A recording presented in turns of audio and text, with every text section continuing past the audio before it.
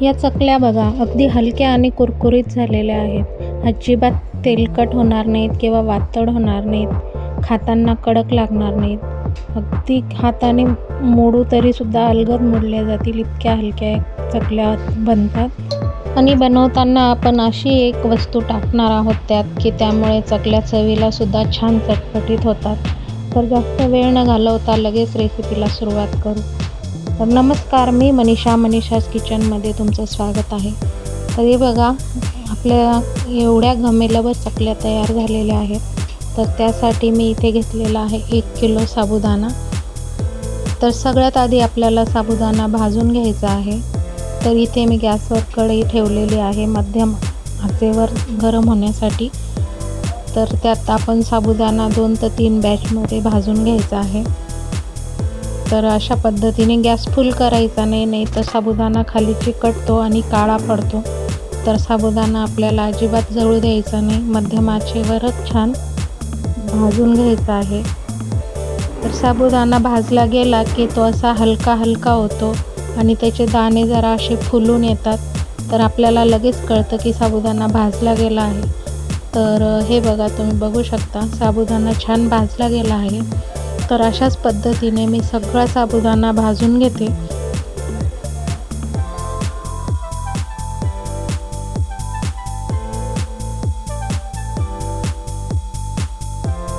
तर मी इथे सगळा साबुदाणा भाजून घेतला आहे. आता तो जरा वेळ थंड होऊ दिला आणि मग नंतर मिक्सर जारमध्ये घेऊन थोडा करून आपल्याला त्याची सगळ्याची पावडर बनवून घ्यायची आहे. तर हे बघा अशा पद्धतीने चरभरीत पावडर आपल्याला साबुदाण्याची बनवून घ्यायची आहे. खूप बारीक नाही आणि खूप जाडही नाही. दाणे राहायला नाही पाहिजे. रव्यासारखं टेक्स्चर त्या साबुदाण्याचं झालं पाहिजे. तर अशा पद्धतीने मी सगळा साबुदाणा वाटून घेतलेला आहे. तर आता साबुदाणा वाटत असतानाच मी गॅसवर पाणी गरम होण्यासाठी ठेवून दिलं होतं. तर उकळतं पाणी आपण याच्यात टाकणार आहोत भिजण्यासाठी. तर इथे हा 1 किलो साबुदाणा आहे. तर साधारण 1 किलो साबुदाण्यासाठी मला 4 ते 4.5 लिटर पाणी लागलेलं आहे. पाणी भरपूर टाकायचं म्हणजे साबुदाणा छान भिजतो. सकाळी पाणी टाकण्याची गरज येत नाही. आता उद्या सकाळी जर चकल्या करायच्या असतील तर हे सगळं आपल्याला आदल्या दिवशीच करायला लागतं आणि रात्रीच हा साबुदाणा भिजवून ठेवायचा. तर थोडं करून मी सगळं पाणी टाकून घेते, त्याच्या गठोळ्या मोडून घेते आणि मग सगळं पाणी टाकून झालं. आता जरी हे पाणी जास्त वाटत असलं तरी तो साबुदाणा सगळं पाणी शोषून घेतो. तसाही बारीक असल्यामुळे तो लगेचच पाणी शोषून घेतो. तर आपण थोडं जास्तीचंच पाणी टाकून ठेवायचं म्हणजे छान मऊ भिजतील. तर हे बघा अशा पद्धतीने मी सगळं पाणी टाकून, तर एवढ्या साबुदाण्याला मला 4 ते 4.5 लिटर पाणी लागलेलं आहे. त्यावर झाकण ठेवायचं आणि रात्रभरात याला भिजू द्यायचं आहे.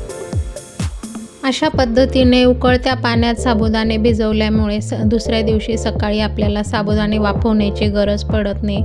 उकळत्या पाण्यात भिजवल्यामुळे साबुदाणे इतके मऊ भिजतात की अगदी शिजलेल्या साबुदाण्यासारखे ते दिसतात. त्याच्यामुळे सकाळी त्याला वाफ काढायची गरज पडत नाही किंवा खीर बनवायची गरज पडत नाही. फक्त बटाटे वाफवले तरी होतं. तर आता दुसऱ्या दिवशी आपण बघतोय तर हे बघा तुम्ही साबुदाणे किती छान भिजलेत. अगदी आपण वाफ काढून शिजवतो तेव्हा जसे होतात तशा पद्धतीने साबुदाणे भिजलेले आहेत. त्याचा अगदी गोळा तयार झालेला आहे. तर आपण हा गोळा सगळा मोडून घेणार आहोत.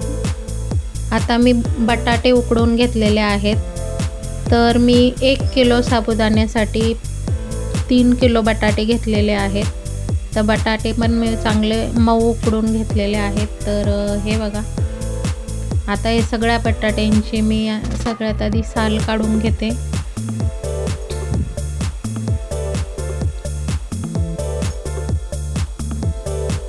तर बटाट्यांची साल काढून झाली की मग आपली खोबरं किसायची जी किसणी असते त्याच्याने किसून घ्यायचं आहे. किसल्यामुळे काय होतं, बटाट्याच्या गाठी राहत नाही आणि मग ते सोऱ्यात अडकत नाही. छान एकसारखे चकल्या तयार होतात. मध्ये जास्त तुटत नाही. आता आपण जो साबुदाणा भिजवून घेतला होता तो पण त्यात टाकायचा आणि मोकळं करून चांगला मिक्स करायचं, एकजीव करायचा. तर हे सगळं मी मोडून आणि मिक्स करून घेते सगळ्यात आधी.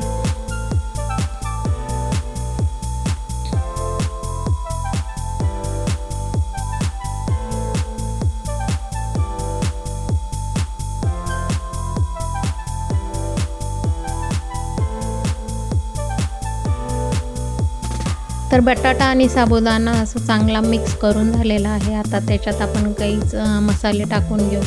तर इथे मी लाल मिरची पावडर 1 मूठभर घेतलेली आहे.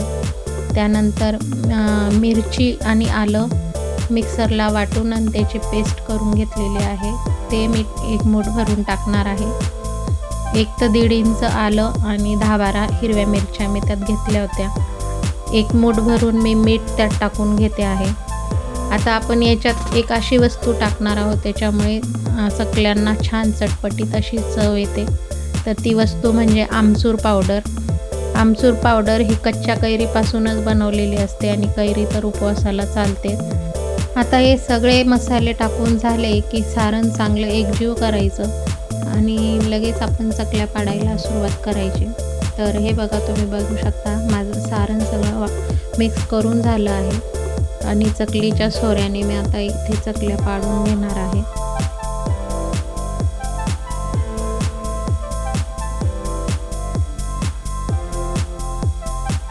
तर हे बघा, तुम्ही बघू शकता किती छान चकल्या आपल्या तयार होत आहेत.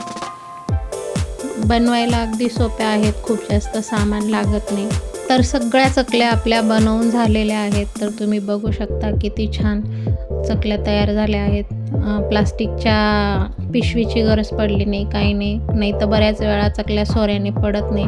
पण ह्या सगळ्या चकल्या मी सोऱ्यानेच बनवलेल्या आहेत. त्या 2 दिवस चांगल्या खणखणीत वाळून घेतल्या. तर हे बघा, एवढं घमेलभर सांगितलेल्या प्रमाणात एवढ्या घमेलभर चकल्या तयार झालेल्या आहेत. आता मी तुम्हाला थोड्या 2-3 तळून पण दाखवते. तर खूप जास्त कडक तेल तापवायचं नाही, मध्यम आचेवरच हे चकल्या आपल्याला तळायच्या आहेत. लगेच तळल्या जातात. अगदी हलक्या फुलक्या आणि कुरकुरीत अशा ह्या चकल्या तयार होतात. अजिबात खाताना कडक लागत नाहीत का वातड लागत नाहीत आणि तेल तर अजिबात शोषत नाही, अजिबात तेलकट पण होत नाहीत. छान कुरकुरीत अशा ह्या चकल्या तयार होतात. तर हे बघा, तुम्ही बघू शकता.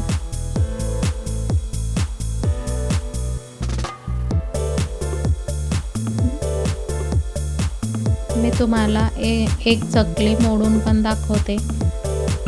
तर हे बघा, अगदी सहज चकली हाताने सुद्धा अशी मोडल्या जाते. अजिबात हाताला तेल राहत नाही का तेलकट होत नाही. तर तुम्ही अशा पद्धतीने चकल्या बनवून बघा.